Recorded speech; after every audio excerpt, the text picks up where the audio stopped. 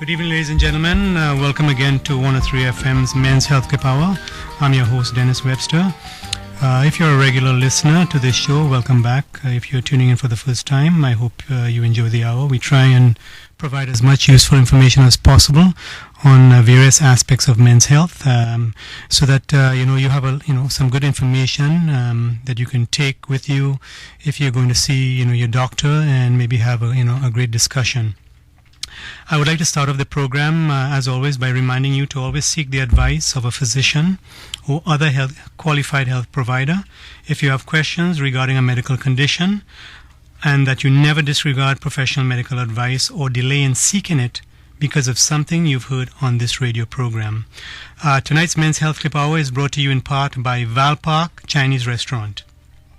Now, many of you may have read the recent article. I think one of the callers last week called in and mentioned it again, and it was in one of our local publications regarding a call by Justice Frank C. Prasad for a medical expert review board. Justice C. Prasad is quoted as saying, "There is an urgent need for the establishment of a body such as a medical expert review board that can objectively review medical notes and advance a preliminary opinion as to whether or not there was a breach of the requisite standard of care." Now, this is not the first time that such a request has been made, and I believe it was around 2005 where attorney Anand Ramlogan was quoted as saying, "There are too many people who have been victims of medical negligence in this country, and they are left to languish and suffer without any hope of remedy." I mean, I'd like to hear what you have to think about a medical expert review. Do you think it's a good idea? Mr. Rangloban goes on to say, "The time will come when we'll start importing doctors, and when they come to testify against you, the standard of care to which they are accustomed might be higher than the one to which you are accustomed, and they'll be dragging you by the bootstraps." I mean, this sounds pretty serious, and I think we should start taking this seriously and maybe get something in place. I'd like to hear from you on this matter, Trinidad and Tobago, and you can be part of the program by either calling us at 628-4103, or you have the option to log on to 103fm.net, or simply send us a text message to 4103. At this time, I'd like to bring my guest into the show. He'll be joining us via Skype. Now, this is the first time that you're actually using Skype on this radio show, so we ask that you sort of bear with us. Skype sometimes has these technical issues, so we ask for your patience if any of these issues arise, so that we can continue a nice flow to the radio show. Dr. Paul Crooks. Dr. Crooks. Hi, good night. Hi, Paul. How are you? I'd like to tell the listeners a little bit more about you. You're a veterinarian by profession. And I believe you also believe that animal health and human health sort of like are interrelated, like one's not separate from the other. Paul, you've been in practice apparently since 2009, and Paul, I'd like you to tell us a little bit about your view on is there really need, Paul, for a medical expert review board, in your opinion? So I'm not hearing you perfectly. However, I believe you're asking me about my opinion on the medical review board. That's correct, Paul. Yes. So I absolutely think it's necessary in Trinidad and Tobago. Mm-hmm. One of the problems that I have observed in the veterinary fraternity Mm-hmm. is that there is often a hesitation for one professional to speak out against another. Right. And that, unfortunately, is mirrored in the medical profession. Absolutely. So what we have is a small group of colleagues Mm-hmm. that are familiar with one another, Mm-hmm. and the people within this group are therefore unwilling to call out each other on poor or less than ideal practices. Right.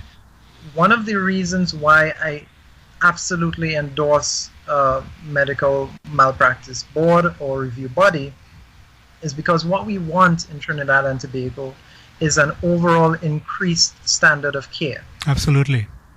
So it is not about finding wrongdoers. Right. It is about laying the groundwork that in the future things are improved. Right. Now, I can talk about my fraternity, the veterinary fraternity, and one of the things that we know happens, and it is very difficult right now, the Trinidad and Tobago Veterinary Association is working on it. One of the things we know that happens is there are veterinarians who are doing surgical procedures using non-sterile gloves. There are veterinarians who are doing surgical procedures without using sterile cleaning procedures. So I just can't understand that mindset at all. Yeah, and well, I can tell you that the idea is that it saves money. But the thing is, it puts the animal at risk. Absolutely. And we should have standards of care that are established within our profession that everyone sticks to. But the reality is, why do we even need to say that? There should never be a situation where a vet considers that I should use the non-sterile gloves because they are $1 less per pair. Right. Nor should that ever happen in human medicine. Right. And fortunately, that does happen. There are lots of situations where corners are cut. Right. And people are suffering. And the thing is, some people are actually losing their lives due to sort of improper practice. So what are you left with? I think it's more difficult, especially for the poor people. Like, what's their recourse? What do they do? Who do they complain to? Absolutely. And one of the situations that I have dealt with personally is where the family was felt pressured into performing a medical procedure, a surgical procedure that was absolutely unwarranted. My goodness. And being pressured into this, and without knowing ourselves whether or not we should have performed this procedure, because we are speaking to an expert or someone who claims to be an expert in the area, without knowing for ourselves and fact checking, we're being told that there's this miraculous procedure that is behind $100,000 paywall that really guarantees a resolution to a case that seemed there was no hope.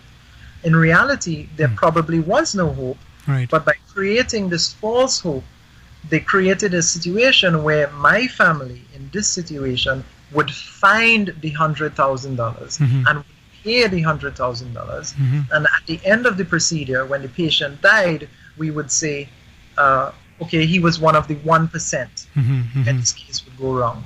But really, the surgery should have never been performed. In our case, we didn't have to take a loan. We had the money. We could have pooled the money amongst ourselves to pay for the surgical procedure. But imagine someone who's working for $5,000 a month, who is paying rent and buying groceries and taking care of children and has a car. Like, where do they come up with that money to pay? And what I find, and a lot of people have talked about also, is the pressure to sign right away and get this procedure happening. Like, you don't really get any time to actually review what the procedure actually is, whether what they're telling you is actually accurate, but you're kind of forced to sign that dotted line, so they call consent, informed consent, so they can get going. Absolutely. And we were told, in our situation, that this surgery had to be performed in an undefined acute period.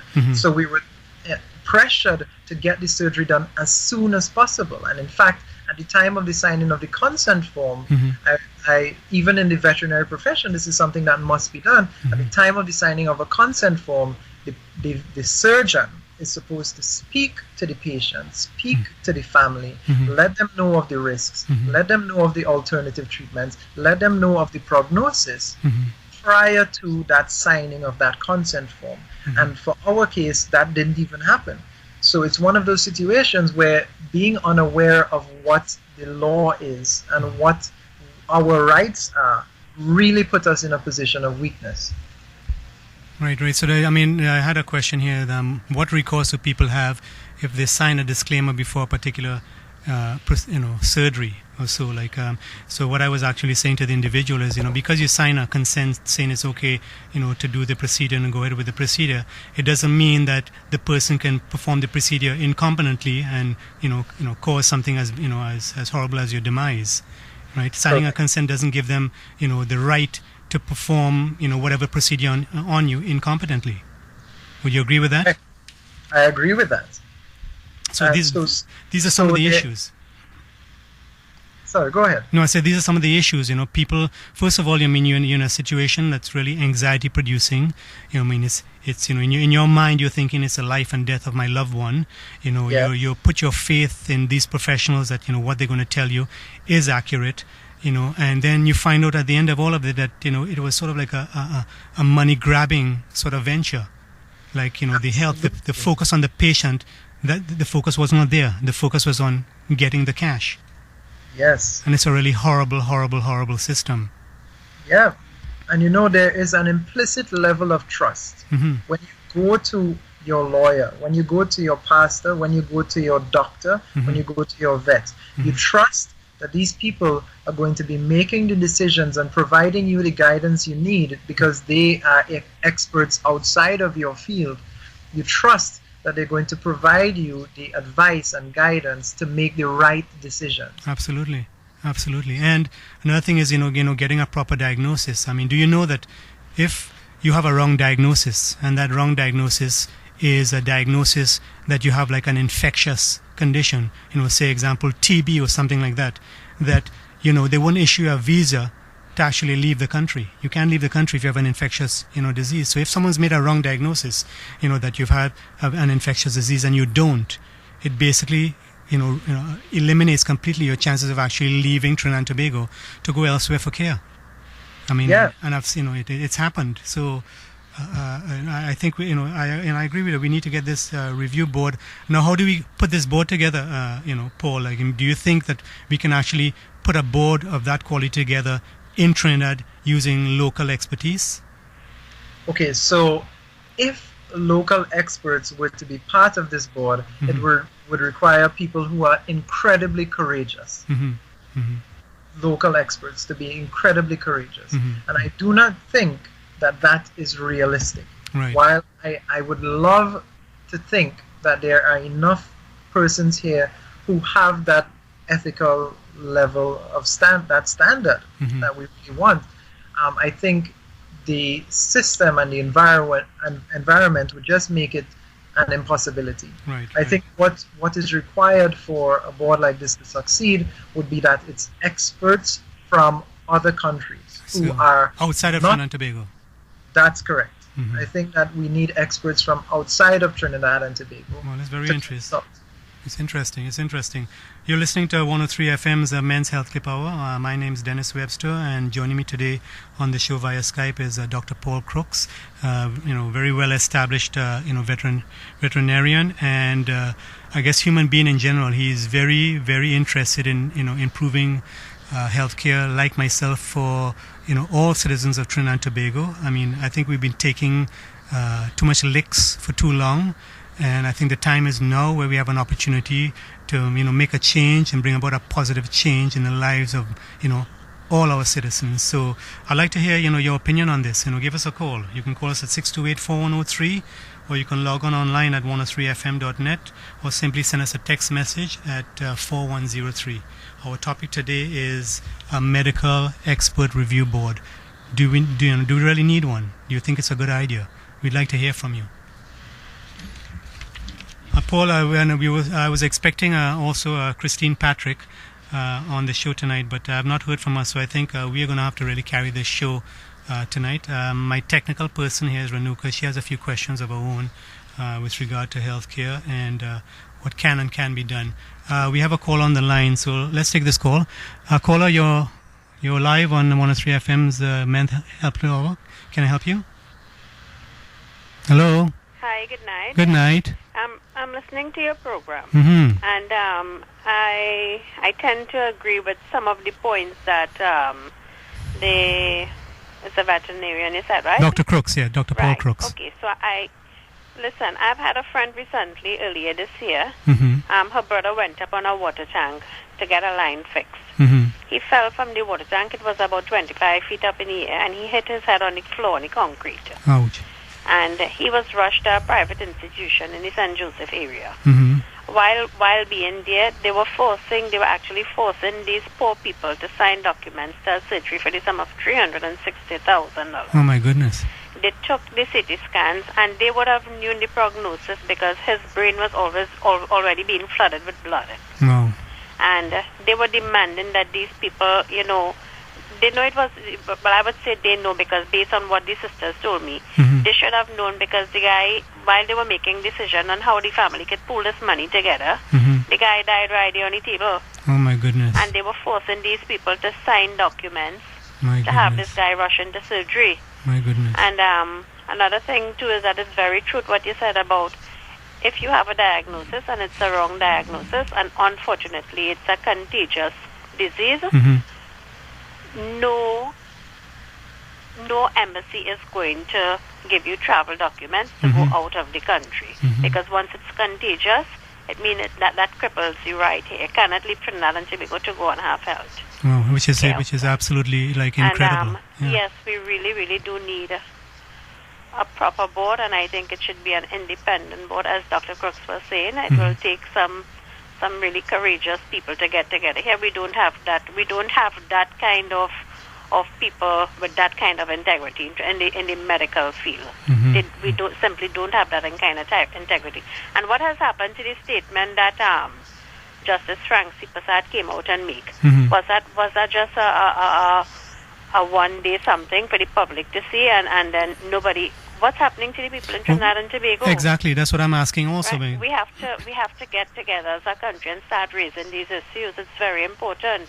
Like, are we going to just keep taking licks? People are too laid back. I mean, if something doesn't affect you directly, and listen, in countries out there, these things cannot happen, In places like the United States and Canada, these things cannot happen because they are going to be liable and they are going to feel where it hurts them the most in their pockets. Exactly. So we need to step out and we need to come out and start being active about it. Thank you very much. Thank you so much for your call, madam. Thank you so much.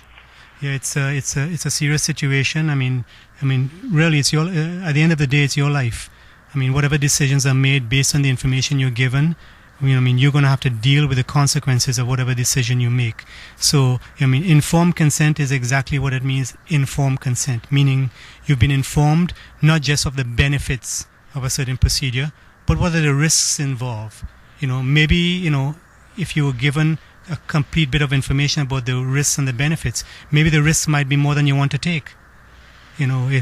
Sometimes, it's better to do nothing than to do something. So, you need time to process information, and you should never actually feel pressured into doing or making a decision right away. You should at least, have an opportunity to consult, your a specialist, your doctor, your lawyer before, moving forward. So, be aware. At this time, we'd like to take a little break. You're listening to First, the Finest, 103 FM. Don't turn that dial. We'll be right back. Plans for a wonderful experience? Visit the Val Park Chinese Restaurant, the best fine dining restaurant along the east-west corridor. Dining is elegant, comfortable, and functional with a professionally trained staff. Val Park Chinese Restaurant delivers live entertainment and offers secured parking. They also provide full catering services for your wedding reception. For reservations, call 645-5474. Welcome back, ladies and gentlemen. You're listening to 103 FM's Men's Health Clip Hour. I'm your host, Dennis Webster. And joining me today on the show via Skype is Dr. Paul Crooks, a very established veterinarian and who's very keen on not just animal health, but human health, and feels very strongly that, they both are, closely related. Paul, so how do you go about, you think, getting this started? Getting this medical review board up and running? Who takes the initiative on making the first move on something like that? Okay, so I'll tell you something. I approached the previous Minister of Health about this idea of a medical review board because honestly, I think it best be established in the government. And the reason why I say that is a lot of the people impacted by medical malpractice and so on, as that last caller related a story that was very tragic. It was. what we're dealing with is people who are in a situation where typically they're relatively helpless. It's hard to know without the connections, without making that network, what lawyer do you go to? What lawyer has experience in this area? Right. And where do you find a medical expert that can support what you're saying or what you read? A medical expert who knows that what was done was wrong and who is also willing to talk about it. So And it's if you're unable to talking- find that in Trinidad right now. You can't really find that. You can't find it. And if you're talking about people without the network, without the links to find these things, you're talking about people who had to really struggle to find this $100,000, this $60,000. They had to take a loan and sell the car, and these are the people that have found. They've taken everything they have. They've sacrificed everything to find this money that was really being extorted from them. They did everything to find this money. Where do they turn for help? And if that happens to them in the public health care sector, who investigates that matter? And really, it should be the government establishes and the government pays independent experts Right.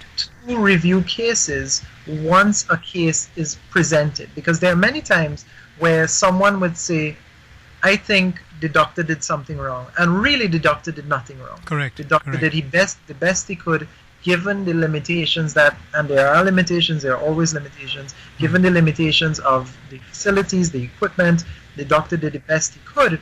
But really, when someone feels wronged, you need an expert who at the most basic level can say, there's no case here. Absolutely. No, as it stands right now, if you think you have a medical claim or whatever, most people, I guess, basically look for a lawyer. Correct. Right? No, a lawyer still has to find a medical expert, to basically tell whether or not, a mistake actually occurred. So Yeah. it's kind of like a two-step process. So you get the lawyer gets the medical expert. Now, sometimes and you made a very good point there, is that there are a lot of cases where there is no negligence. But now if you have a lawyer and you've already had a lawyer on board, you've paid a retainer. I mean, some figures have been quoted to me as much as $30,000, and then you find you've put all this money out, and then you have no case. It's kind of a little difficult to swallow after that. So I think it actually makes more sense, basically having a medical expert review board to tell whether you have a case before you actually go to find a lawyer. Yeah, and it makes more sense to me. The reason why I'm saying it should be a government-established board is because it really would require, ideally, that there are experts in more than one field or specialty of medicine. Right. So you probably should have an obstetrician on the board. You probably should have an oncologist. You probably should have a cardiovascular surgeon. You probably should have a neurologist. And within this board, of course, they're all doctors, so they can all review cases at the most basic level. But where there's the requirement that an expert in an area has to testify and has to provide expert witness that what was done by another so-called expert in the area was not correct, it can only be that a neurologist speaks about another neurologist, or a neurosurgeon speaks about a neurologist. It has to be someone with an equivalent level of expertise in order for the court to accept it. It requires, therefore, that the experts are paid a rather handsome fee, monthly salary for their expertise, and this is why it would best be a government service. And again, the way that the government would justify that this board is ongoing and why they're paying these salaries is that it improves the quality of healthcare for everyone, whether in the public or private sector. It also saves, in the long run, it's also good for the government because they have an opportunity actually to avoid a lot of legal issues. Absolutely. So it benefits them all around. Whether it's going to happen soon or not, that is the issue, because Attorney Ramlogan brought up this point in 2005. Now we're 11 years later and we're not further ahead. So do we wait another 11 years before something like this is established? We're having wrong diagnosis left, right and center. Is it just, am I the only one concerned about this? Let's hear from you. Is there anybody out there who feels that, getting a correct diagnosis is a good thing? I mean, I've seen two men who were scheduled to have their prostates removed who had no prostate cancer. Well, I mean, what would life have been for them after removing their prostates that had no cancer in it? Is it fair to them? I mean, they're not getting the surgery for free. And a lot of times, what I find a lot too is, you get one opinion. So you may go and you may get a surgical opinion, but the surgeons don't send you to have like a radiation opinion or a medical oncology opinion, because surgeons do surgery. There's no cross, referrals as far as treatment options go. And one of the things, I spoke to the graduating class of 2016 at the University of the West Indies, the vet school. And one of the things I told them, and I really, really stress this strongly, is that now that you've graduated and people call you doctor, it means nothing. Ultimately, you have to have no arrogance about you in this field, in this profession. You cannot have arrogance about you as a medical professional because you do not know it all. You have to know that there are times where you will make mistakes, there are times where you will be wrong, and there are times where you have to rely on the opinions of other experts. We're human, we're not perfect, we make mistakes. Yeah. You're not perfect.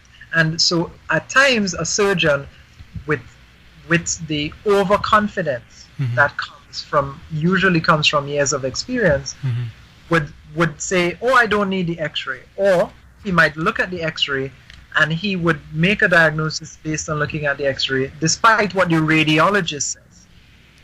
And so the radiologist, the expert who looks at the images and makes the diagnoses, would say one thing and the surgeon says something else. Right. And that arrogance comes from years of practice, and he feels now that he's so well established in this field that he cannot make mistakes and nobody can tell him otherwise. I think we have a name for that. I think it's like a know-it-all, right?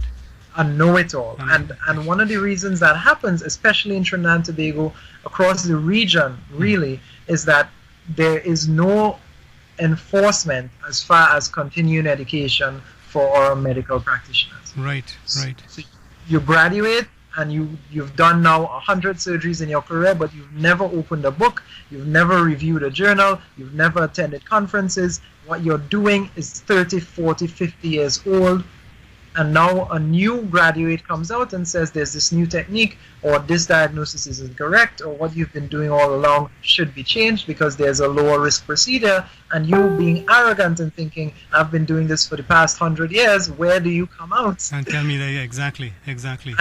And that's unfortunately the situation with many of our practitioners. I'm sure many of the listeners would be able to say, yes, I know doctors who think like that. I know doctors who are just like that. Right. So you're listening to 103 FM's Men's Healthcare Power. We invite you to join the program, and you can call us at 628-4103, or you can log online at 103fm.net, or simply send us a text message to 4103. Now, this is about your health. This is about our health. So this is an opportunity. If you have an opinion with regard to whether we should have a medical review board, whether it's an important thing and it'll probably change the standard of healthcare in Trinidad and Tobago, we'd like to hear from you. Joining me on the show is Dr. Paul Crooks. He's a veterinarian and an incredible human being. He is very connected to not just animals but humans. And we have a call on the line. Caller, yes, you're listening to Men's Healthcare Power. Welcome. Hi, good night. Good night. I'm calling concerning the healthcare insurance. Can you speak up, sir, so we can hear you? Pardon? Can you speak a little louder, please? My mom was diagnosed with heart attack. She went to the health facility in Trinidad, and well, that is where we understand she was diagnosed with the heart attack. She was on a waiting list. She requested that we took her out of here and take her to a private facility. When we actually did that, it was like on a Friday. We took her out from the hospital and took her to a private facility. When we did that, the private facility requested that we paid up front. Mm-hmm. But on a Friday, you cannot go to the bank to get that kind of money to pay for the operation. Right. But because of a doctor realized that it was getting worse, Mm-hmm. that doctor actually talked to the people and in the private facility and got it done. And it ended up Monday we ended up paying the money. But the fact that with the situation, Mm-hmm. it was very difficult to get the operation done Mm-hmm. because we couldn't get the money at the time. Right. So I don't know how this is compared to what all are talking about, but So I listen to you all right now, and it's kind of bothering me right now about the health facility in Trinidad right now. Mm-hmm. Mm-hmm. Mm-hmm. Yes, it's a it's a very common thing in that if you want to get something done quickly, you have to leave the public system and go into the private system basically to get the care. No, a lot of times you're going into the private system and you're getting the care from the same doctors that are in the public system. So From what I understand, what the doctors told us, that in the private facility, that the longer we wait, the worse it will get. Mm-hmm. so the longer you wait in the private facility, the worse it gets. What's that? I'm not understanding what you're saying. You're saying the longer you wait in which facility? In the public, you say the longer you wait in the public system, the worse it's going to get for her, so she has to go to the private system to get treatment quickly. Yes, we had to go to the private facility Mm-hmm. in order to get it done, because it was for the public sector, we had to wait a week or more. Ah. And when we went to the private facility, they said that the longer we wait, the worse it will get. Mm-hmm. And did they explain to you, like, what the worse it would get actually means? No, in the public hospital, they didn't say anything like that. It's only when we went to the private facility, we get all the information that we needed Mm-hmm. to know exactly what was going on. Yeah. Well, so I don't know the complete, profile, your mother's complete profile, as basically where she was at I'm when she barely got to the. hearing you. I said I don't know your mother's complete history, like what she was like when she got to the private facility. It sounds like the doctor there was able to make things happen sooner rather than later. No, I there may have been some cost associated with that. I don't know, but I just don't understand why you can get it quicker in a private facility and not get it quicker in a public facility. It seems to be like a good sort of a marketing thing to get people to go to the private facility and pay more fees. I mean, our public system should be able to do the same thing as the private facilities. It's not like we don't have money in Trinidad and Tobago to put the equipment and put the specialists that we need in place to get these things done. So I'm skeptical. Let's put it that way. Paul, you have any comment on that? Basically, what they said in the public facility is that she was on a waiting period.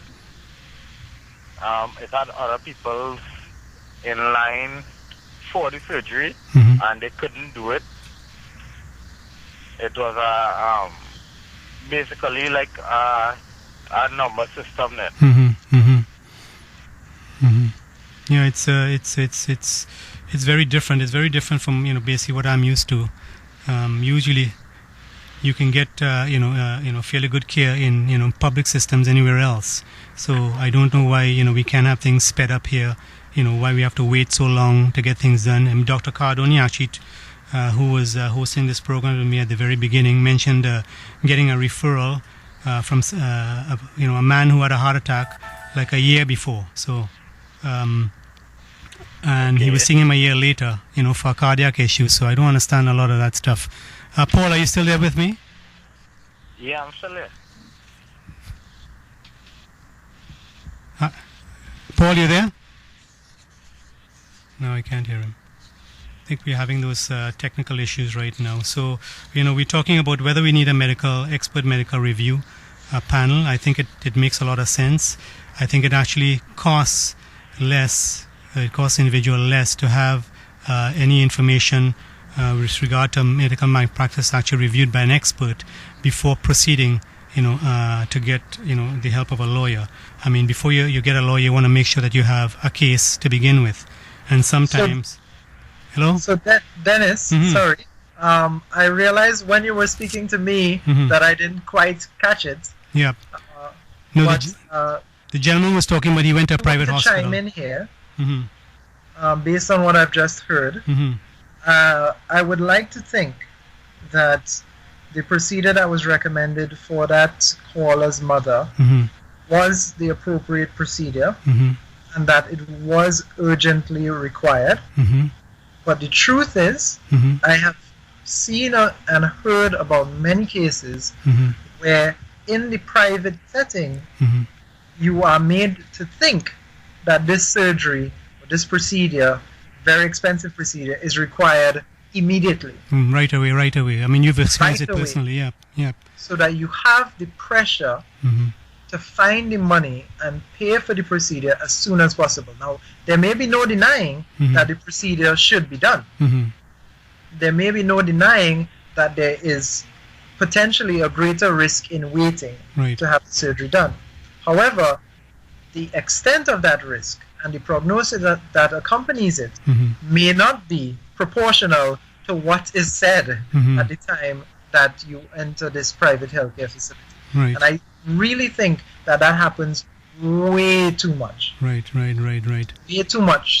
So you have the same doctors, because it's a point you raised, you have the same doctors working in the public healthcare who can do the same procedure and they have the same equipment, and they say, well, if you go to this facility, we will get the surgery done tonight.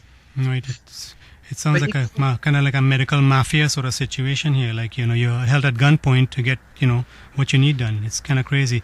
I have another question here, Paul, that's coming in. Yes. Hi, Paul. What I wanted to ask is, what recourse do people have if they want to change, they want to get in medical records?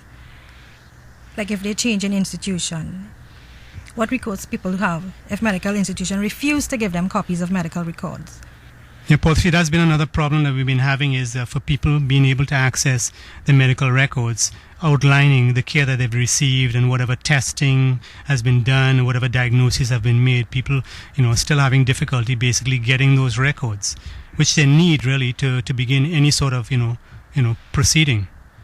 So what I think is, now we're talking about human healthcare here. Veterinary medicine is actually still way behind.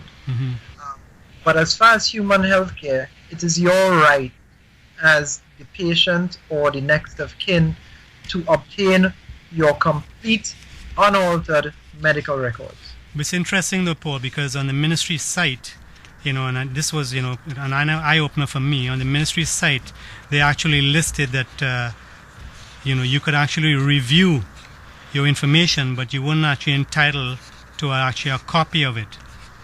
And I thought, that all that actually looks like to me is that it would, basically promote cover-up. Correct. Well, so here's the situation, and I'll tell you, I would like, because you're asking about where do we go next, how do we get this board set up? My own medical matter, currently waiting to get all of the facts, but I would love to make my case, the case with my family member, public, because it shows so many ways that the fraternity here covers things up. One of the things we're dealing with is potentially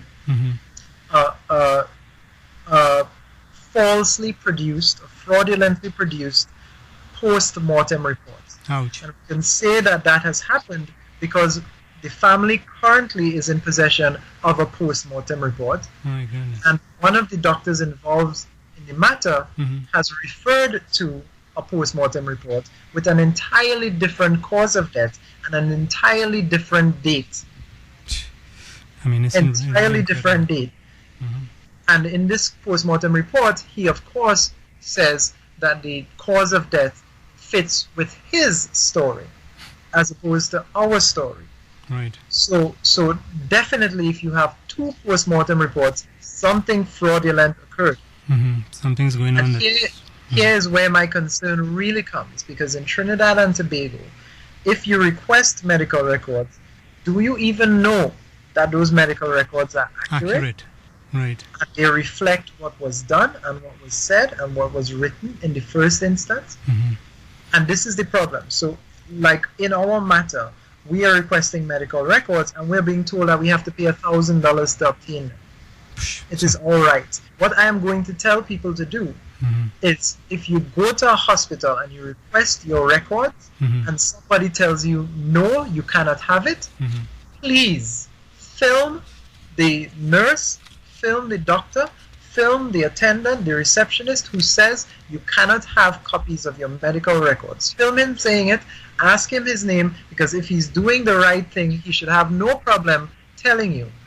And this should become public. It should be posted on Facebook. We should create a Facebook group that supports cases where people are being wronged in the medical profession, and start getting it out there so that we create that wave. Because unfortunately, it seems that people are not very interested in this until something happens to him or her. To them, yeah, until it's closer to home.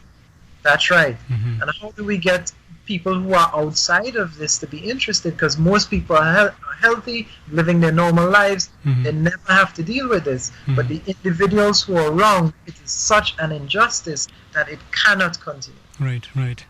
Now, for any of the listeners out there who feel that they have some sort of a medical malpractice claim, that in order to actually register a complaint against a medical practitioner, there's a process, and it's listed on the MBTT website. And the first part of it is that you need to fill out a complaint form. That's the first thing you do.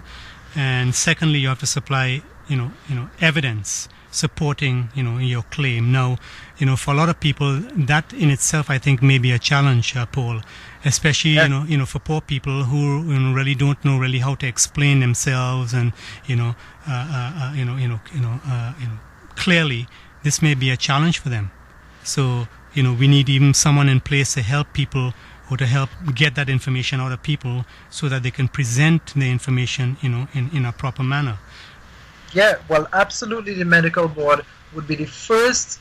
That there should be a level of medical practitioners on that board, or that review board, that would be able to look over the cases and say whether or not there has been an infraction, or whether or not this should be investigated further. Right. So absolutely, I agree with that. Because the layman, unfortunately, cannot say whether or not something was done wrong. You may have that feeling that the doctors charge you $100,000 and then your father died after, and you say, but I feel they shouldn't have done that. You may not have the knowledge, the expertise to understand and read the literature and realize what they've done is wrong, because in my family's case, without my ability to read and understand the literature, they would have never known. They would have no clue. They're saying, oh, well, he was meant to go, and it was his time, and no. Yeah, and they would have shrugged and said, we tried our best, we spent all the money, we went to the private facility and we got all the local experts to work on it, we did the best we could, but really the doctors did the worst they could. Took the money, they extorted money from a family that was already grieving and in a stricken state. Yeah, because in a situation like that, as I say, it's a very anxiety-producing situation. You're worried about whether your loved one's going to live or die. Some of the decisions you make in a situation like that, you wouldn't normally make under other circumstances. So it's a precious situation that you kind of get caught in, and you feel you need to have an answer right, or you need to do something right away, and it's kind of in a sense taking advantage of your situation. Absolutely. And it's wrong. It's just absolutely wrong, and we need to put a stop to it. Absolutely. Yeah. So you're listening to 103 FM's Men's Healthcare Power. My name is Dennis Webster, and my guest today is Dr. Paul Crooks. We'll be taking a short break. We'll be back in a minute, so don't change that dial. Idea with a difference, or to give that special someone a delicious birthday surprise. How about a birthday gift certificate from Valpark Chinese Restaurant? A Valpark Chinese Restaurant's birthday gift certificate is the perfect way to say happy birthday to that special person in your life. To order, it's as easy as simply stopping in or giving Valpark Chinese Restaurant a call at 662-4540. Welcome back, ladies and gentlemen. You're listening to Men's Health Tip Hour on 103 FM. I'm Dennis Webster, your host, and with me this evening is Dr. Paul Crooks, a veterinarian with many years of experience, and as I said earlier, an incredible human being. He's very interested in improving the lives of every citizen in Trinidad and Tobago. Like myself, I feel the same way. I think there are things that we need to do, but we need to start making a move now. If we don't, another 11 years are going to go by. I don't know how many loved ones are going to be lost in that time interval. But, I mean, really, one life, lost is one life too many, especially if it's related to medical malpractice. So if you feel, you have a case and you want to make a complaint, you could do so by filling the complaint form that's available on the medical board's website. These documents can be mailed or hand delivered to the Secretary of the Medical Board of Trinidad and Tobago, and their address is the Eric Williams Medical Complex, Uriah Butler Highway, Champlain, Trinidad. Now, they say when the council receives all these documents supplied, they review it and they make a decision. I mean, I would like to hear more from a council member on how they go about actually making that decision. I think there are a lot of things that I've noticed on the medical board website I found very interesting, Paul. One is also that doctors basically can renew their licenses ahead of time for an unlimited time period. Were you aware of that? I did not know that. Yeah, it says now the only catch to that is you can't get a refund. So once you've paid the money, you can get a refund, but you can renew your license for an extended period of time. I've never heard of anything like that.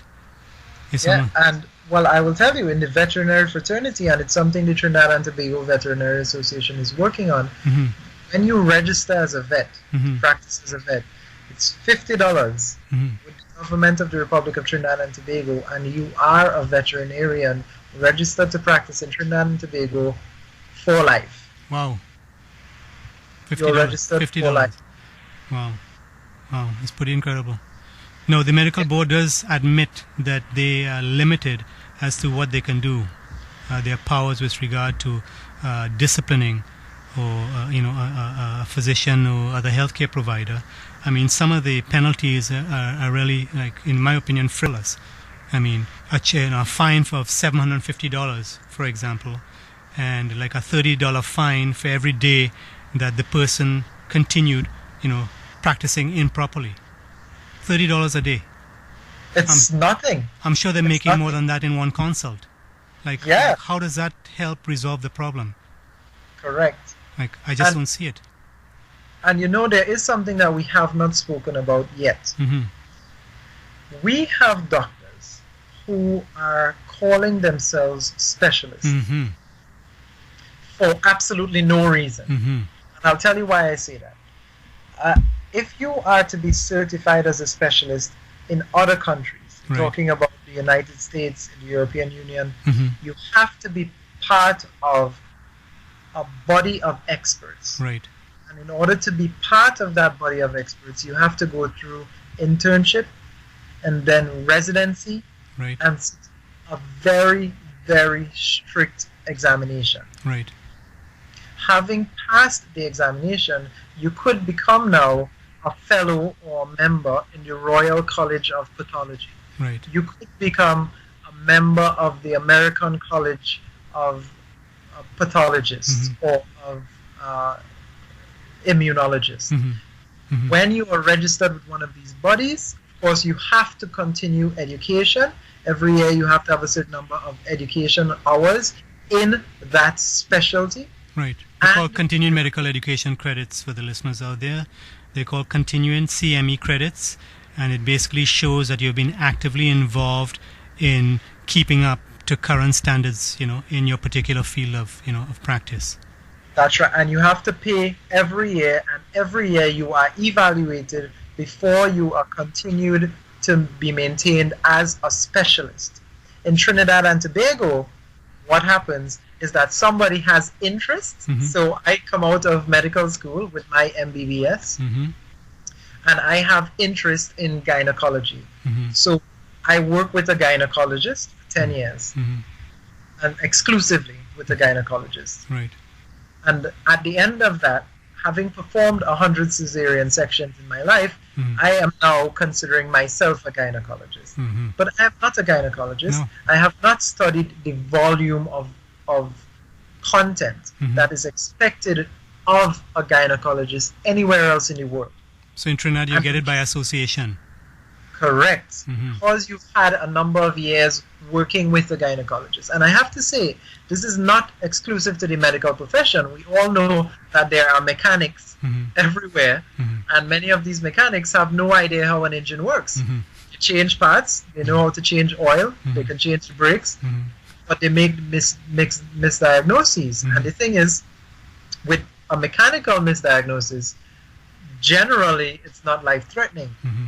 In medicine, when somebody makes the wrong diagnosis, performs the wrong procedure, it is often life and death. Absolutely. And so it's so important that we have competent practitioners around us.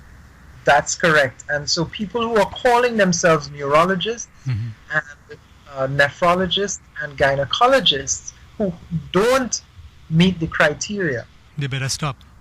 Should stop immediately. Because the medical board actually has a specialist, a list of specialists, for particular fields.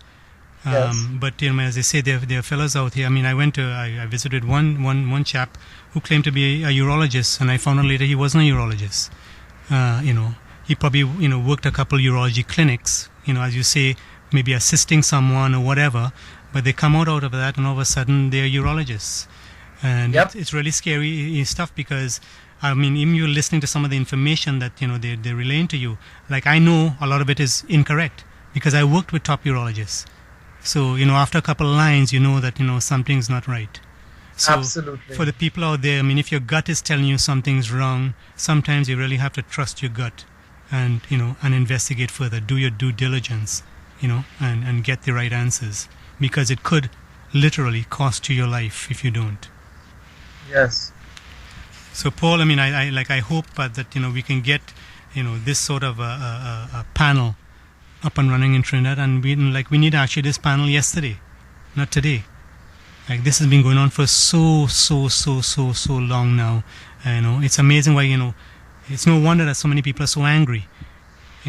So many people are in pain. I mean, because really they're being disrespected. They're being treated horribly, and we need to stop this. So, I'm glad that we see eye to eye on this topic. And I think maybe we need to appeal to the minister again, to start working on developing this type of board. We need it. People are suffering unnecessarily in this country. And it reflects poorly not just on us in here in Trinidad, but globally. I mean, how people look at us around the world. When things like this can happen, right on our doorstep. Correct. So it's very frustrating, and for those out there who've experienced hurt and harm from medical malpractice, my heart goes out to you. And there are ways that you can basically go about getting some assistance. One is contacting the medical board. If you feel you have a complaint, you can register a complaint with the medical board. And it's a squeaky wheel that gets the grease. We have to start making noise about this, right? We kind of getting close to the end of the show, Paul. I want to thank you for taking the time out of your busy schedule to be part of the show. We're not going to, I guess, cover all the issues related to this particular topic in one radio show. So I'm sure we're going to have to do a follow-up at some time. And, I would like to have you back, at that time if you're, available. Well, thank you very much for having me. It was my pleasure. I was glad to hear that there are people who have been affected other than just us, and who want to make a difference. And I think even though we may be few right now, I'm sure there are many more of us. With just a start, if we can establish the start, I'm sure that we can get more and more support, and this can snowball. Absolutely, I agree. And for those out there, if you want to email me, you can email me at gprl3012@gmail.com if you have any questions or concerns that you feel I may be able to help you with. I'm happy to do that. You can give me a call also at 683-6145. You've been listening to 103 FM's Men's Healthcare Power. I'm your host, Dennis Webster, and as we close the show this evening, I'd like to say, don't be afraid to get a second opinion, especially in a case of serious illness, and don't be afraid to find a new doctor if you don't feel that you're receiving proper medical care. Your health is too important to place in the hands of a provider who hasn't earned your confidence, isn't answering your questions or concerns, and not giving your condition adequate time and attention. You've been listening to The First, The Finest. A pleasant good night to everyone.